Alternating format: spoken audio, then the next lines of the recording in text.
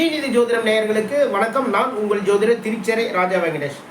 இந்த பதிவில் சிம்மராசிக்கான வாராசி பலன் பார்க்கலாங்க. சிம்மராசிக்கு அதிபதியாக இருக்கக்கூடிய சூரிய பகவான் உங்களுடைய ராசிக்கு விரயஸ்தானமான 12ஆம் இடத்துல சஞ்சாரம் பண்ணிட்டு இருக்காரு. அது மட்டும் இல்லைங்க, உங்களுடைய ராசிக்கு 2ஆம் இடத்திற்கும் லாபஸ்தானமான 11ஆம் இடத்திற்கும் அதிபதியாக இருக்கக்கூடிய புதன் பகவானும் 12ஆம் இடமான விரயஸ்தானத்தில் சஞ்சாரம் பண்ணிட்டு இருக்காரு. அப்போது சிம்ம ராசிக்காரங்களுக்கு இந்த டயத்தில் எதிர்பார்த்த லாபங்கள் கிடைக்கிறதுல குறைபாடுகள் இருக்கும். கூட்டு தொழில் பண்ணுறவங்களுக்கு சின்ன சின்ன பிரச்சனைகள் இருக்கும். உங்களுடைய பேச்சு திறமையின் மூலமாக சின்ன விஷயங்களை கரெக்ட் பண்ணிடலாம்னு நினைப்பீங்க. அதில் பார்த்தீங்கன்னா சில சர்க்கிள்கள் இருக்கும். ஏன்னா 2ஆம் இடத்திற்கும் 12ஆம் இடத்திற்கும் அதிபதியாக இருக்கக்கூடிய புதன் பகவான் வக்ரகதி பெற்று 12ஆம் இடத்துல செஞ்சார். லாபஸ்தானமான 11ஆம் இடத்திற்கும் அதிபதியாக இருக்கக்கூடிய புதன் பகவான் 12ஆம் இடத்துல வக்ரகதியில் சஞ்சாரம் பண்ணிட்டு இருக்காரு. அதனால லாபத்தில் குறைபாடுகள், ஒரு பிசினஸ் பண்றவங்களுக்கு எதிர்பார்த்த லாபம் கிடைக்காது. வருமானம் வர்றதுல சின்ன சின்ன தடங்கல்கள் எல்லாமே இருக்கும் வக்ரத்தில் இருக்கிறதுனால. இந்த ஒரு 2ஆம் தேதி காசு வந்துடும், 3ஆம் தேதி காசு வந்துடும், 5ஆம் தேதி நமக்கு வர வேண்டிய பணம் வந்துடும் அப்படின்னு நம்ம நினச்சிட்டு இருக்கோம் இல்லையா, அது எல்லாமே மாறும். நம்ம எதிர்பார்க்காத ஒரு நேரத்தில் நிற்கும். ஓகேங்களா? ஒரு பசியாக இருக்கிற நேரத்தில் நமக்கான உணவு கிடைக்கிறது தான் ரொம்ப சிறப்பு. கரெக்டுங்களா? அந்த பசி கிளம்பி ஆறி போன பசியே போனதுக்கப்புறம் எப்படிப்பட்ட உணவு வந்தாலும் சரி தான், அதில் அதில் பெரிய ஒரு இன்ட்ரெஸ்ட் இருக்காது. ஓகேங்களா? அது மாதிரி தான் உங்களுடைய வருமானத்தில் சின்ன சின்ன குறைபாடுகள் எல்லாமே இருக்கும். எல்லாமே கொஞ்சம் நாட்களுக்கு தான். ஓகேங்களா? அந்த வக்ரகதி நிவர்த்தி ஆனதுக்கப்புறம் நல்லா சிறப்பாக உங்களுடைய லைஃப் வேற லெவலில் மாறிடும் சிம்ம ராசிக்காரங்களுக்கு. ஏன்னா இந்த வாரம் சனிக்கிழமை, வார கடைசியில் சனிக்கிழமை அன்னைக்கு ராசி அதிபதியாக இருக்கக்கூடிய சூரிய பகவான் விரயஸ்தானமான 12ஆம் இடத்திலிருந்து உங்களுடைய ராசிக்கு பயிற்சியாகின்றார். ஆட்சி பலம் பெறுகின்றார் சூரிய பகவான். சிம்ம ராசிக்காரங்களுக்கு இதுவரைக்கும் இருந்த தொல்லைகள் எல்லாமே விலகிடும். வாழ்க்கையில் வேற லெவல், அதாவது வேற புதிய ஒரு வாழ்க்கைன்னு வச்சுக்கோங்களேன். புதிய வாழ்க்கை இந்த டயத்தில் தொடங்கலாம். உங்களுடைய எண்ணங்கள் ஈடேறும்.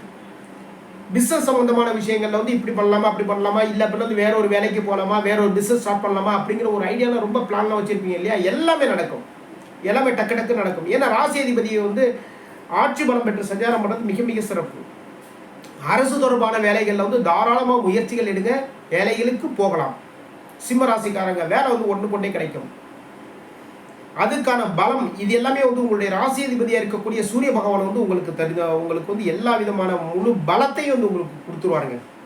இந்த வாரம் 12ஆம் தேதி புதிய முயற்சிகள் அதில் கவனமாக பாருங்கள். ஓகேங்களா? அந்த புதிய முயற்சிகளாக இருந்தாலும் சரி தான், அதில் ரொம்ப கூடுதல் கவனம் எடுத்து பார்த்துக்கோங்க. எழுத்து தொடர்பான விஷயங்கள், அதாவது ஒரு பத்திரப்பதிவு எழுதுகிறவங்க,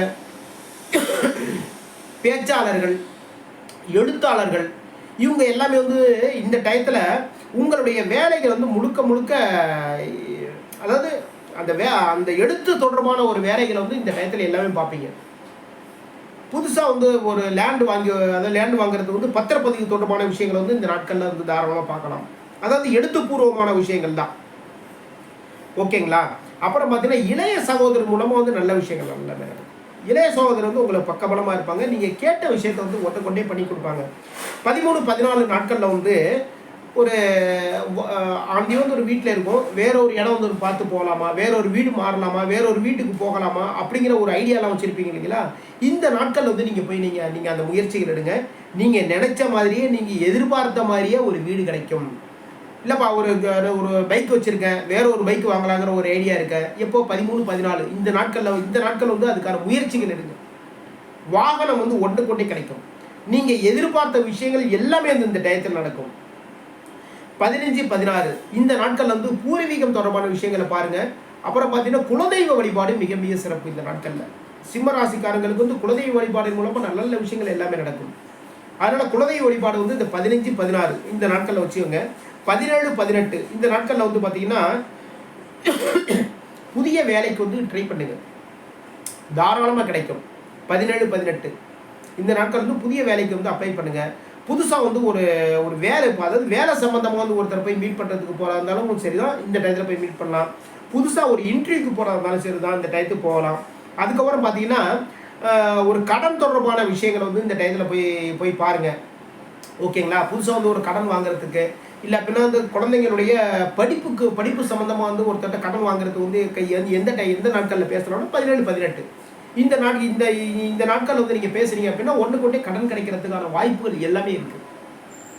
கடன் தாங்க, அந்த கடன் கிடைக்கிறதுக்கே வந்து ஒன்றுக்கு கிடைக்கணும் இல்லையா, நம்ம கேட்போம், அவங்க வந்து அவங்க கொடுக்கணும் இல்லையா, எந்த நாட்களில் போய் நம்ம கேட்கலாம். அதான் 17-18 இந்த நாட்களில் வந்து கடன் தொடர்பான விஷயங்களை வந்து ட்ரை பண்ணுங்க, தாராளமாக கிடைக்கும். ஒரு பேங்க்கில் லோன் போடுறீங்களா, இந்த நாட்களில் போடுங்க, தாராளமாக ஒன்று கூட சாங்ஷன் பண்ணுவாங்க, கையோடு வாங்கிட்டு போயிடுங்க சார் சொல்லுவாங்க.